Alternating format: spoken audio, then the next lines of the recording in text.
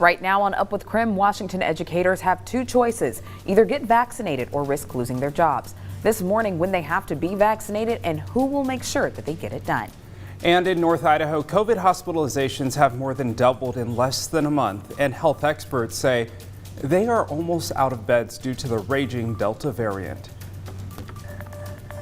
And we're going to take you outside. Air quality remains good this morning. We're talking warmer temps and the return of smoke later today.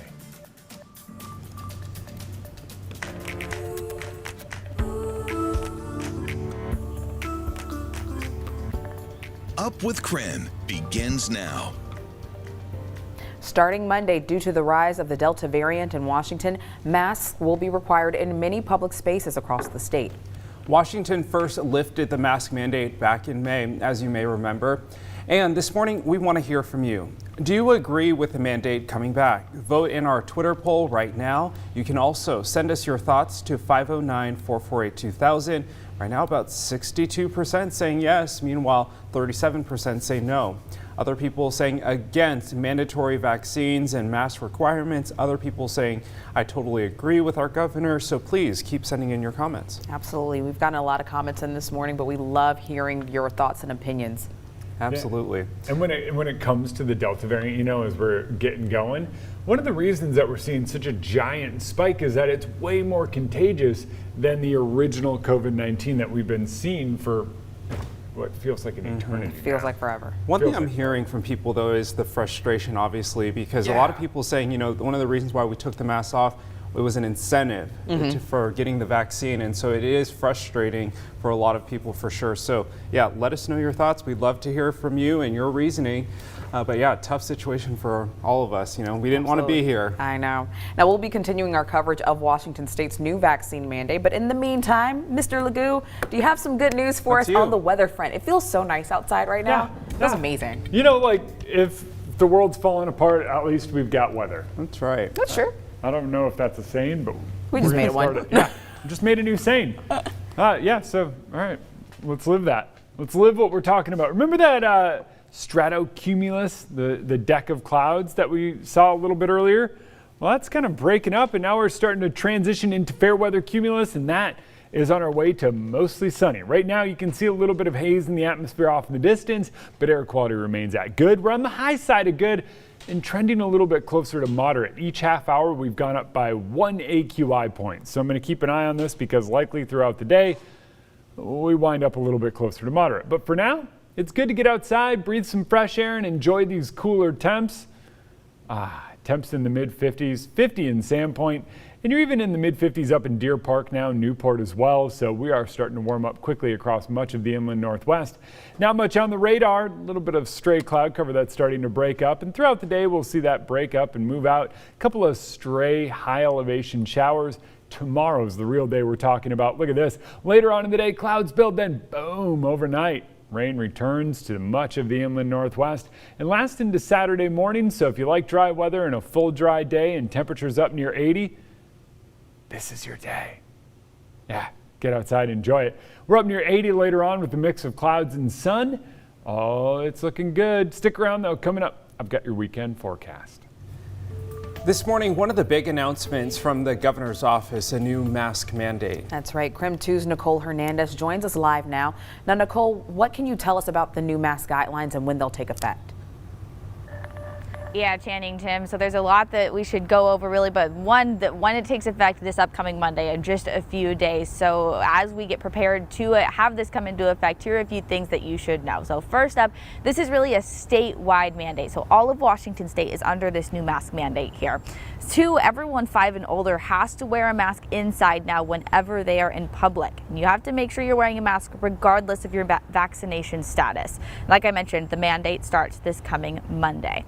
Now, there are some spaces where the state's mask mandate will not apply. Those include office spaces that won't necessarily be accessed by the public, places where individuals work alone with no public interaction, and small private gatherings where all people there are vaccinated.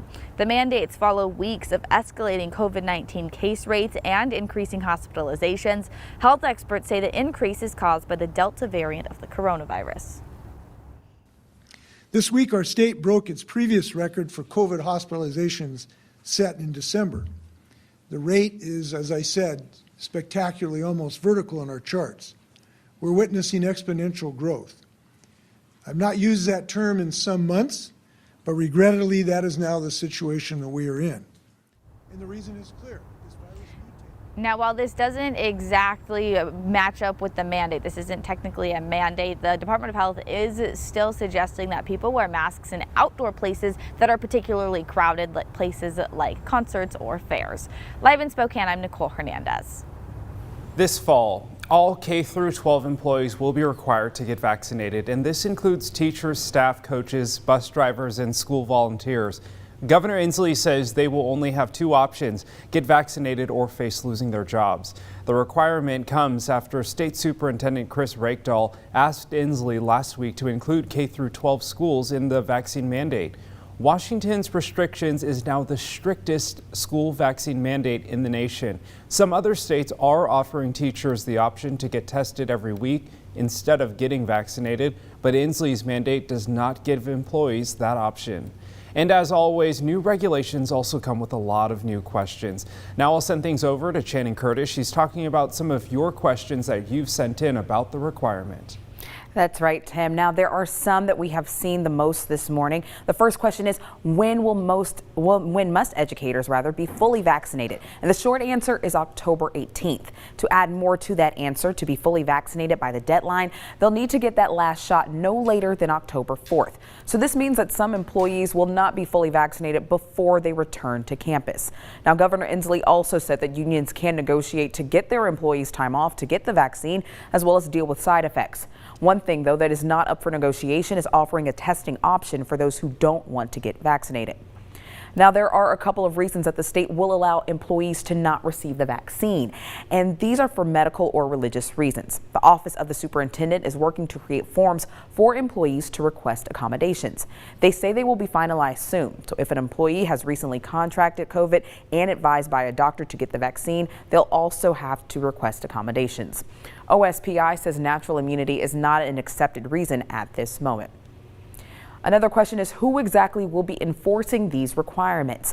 Governor Inslee says that his proclamation is a legally binding document so that employers and business owners have no choice but to comply.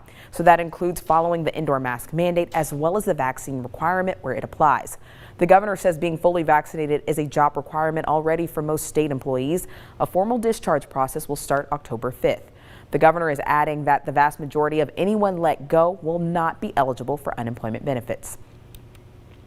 Now, I know this was a lot of information, so we're making it easy for you to get it. As always, you can check out our website, KREM.com, or you can just text the word COVID to 509-448-2000. We'll send you a link right to your phone with all of the latest information.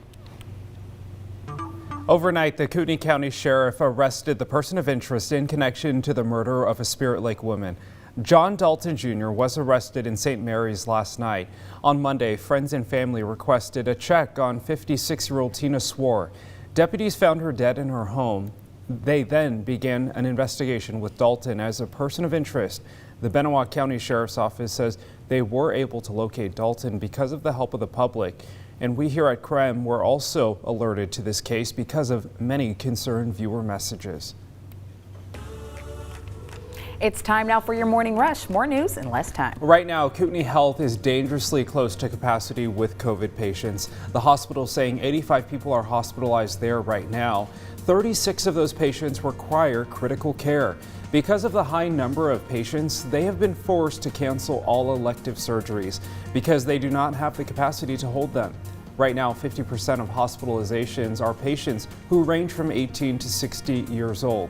Now, compared to the winter surge, that same age range only accounted for 20% of hospitalizations. A former Spokane police officer accused of rape will appear in court this morning. Nathan Nash pled not guilty earlier this month. Today is his presentment hearing. That means there will be action from the judge regarding a motion. We're expecting to learn more about the ongoing investigation this morning, but right now the former officer is accused of rape in 2 separate cases. His first trial will start Monday, August 30th. Scraps is now caring for 46 additional bunnies after they were found abandoned and neglected. Scraps had already been caring for 30 rabbits and will bring their total now to 74. The additional rabbits is really putting a stress on the shelter as they don't have enough room for them. Scraps is asking for volunteers to foster a rabbit or two. Refugee Spokane is gearing up to help Afghan refugees. Right now, preparations are being made to provide translators, access to services, and to familiarize them with the Spokane area. They will also incorporate new refugees into their Elder program as well as the Kids Connect program. All right, that's your Morning Rush. More news in less time. Let us know what's happening in your neighborhood by using the hashtag #UpWithKREM on social media. It is finally here. Restaurant Week 2021 starts today. After the break, we're giving you a sneak peek of a restaurant participating this year. We're going to show you their menu and the wonderful food they're offering. But first, we are continuing to track wildfires across the inland Northwest. 20 buildings have now been impacted by the Ford Corkscrew fire in Stevens County. So far, the fire has burned at least 14,000 acres. Some good news, though, this morning. The fire is 14% contained and 100% lined. Level 3 evacuations are still in place, though. Text the word FIRE to 509-448-2000 for the latest updates. And this morning, there are more than 500 homes and other buildings along the lake in Lake Chelan that are being evacuated as the 25-mile fire grows. It's burned more than 7,000 acres and is 0% contained. Firefighters say the flames have destroyed at least one home, and today crews are working to build a containment line. The fire sparked on Sunday near the Shady Pass campground, but the cause is still being investigated. You're watching Up with KREM.